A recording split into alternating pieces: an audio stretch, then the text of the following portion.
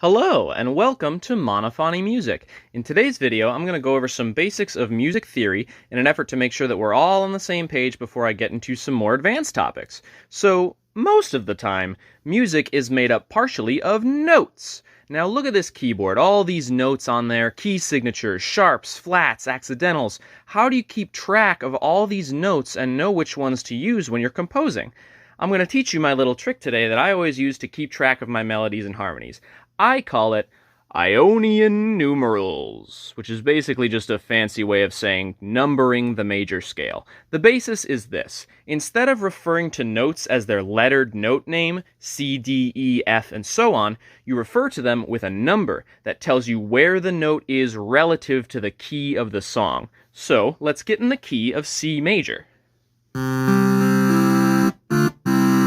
And now say we want to play a C major scale. So we start on the tonic, or the root note, which is of course C in this case, and we play up the white keys until we hit a C an octave up. So now we have C, D, E, F, G, A, B, C. Now say we want to play that same major scale, but in the key of F sharp major. So now the root is F sharp, but now we have to play very different notes in order to achieve the same major scale. F sharp, G sharp, A sharp, B, C sharp, D sharp, F, F sharp.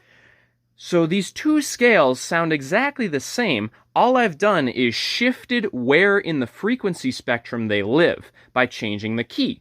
What I'm getting at here is that although they are totally different notes, they serve the exact same purpose relative to the key. So instead of calling them by their letter note names and constantly being all over the place trying to remember which note is which, sharp and flat, I call them by their interval, or the number that represents the order of the note in the major scale.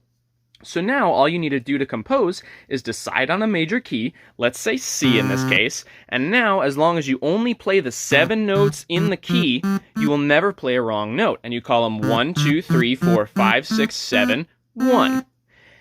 This is how a solid majority of mainstream music will sound these days. Tonal, meaning that it will stick to one key and never stray.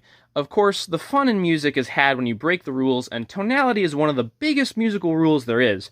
But an understanding of tonality and how it works will really kick your music theory knowledge into high gear and make composition that much easier for you.